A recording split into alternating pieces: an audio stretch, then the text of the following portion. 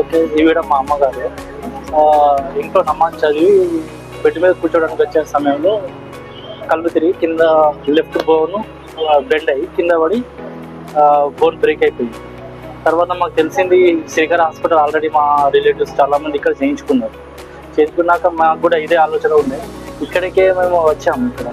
వచ్చాక ఇక్కడ నుంచి మా ఫస్ట్ ఎంట్రీ నుంచి సిస్టర్స్ కానీ డాక్టర్లు కానీ అందరూ మంచిగా సహకరించారు.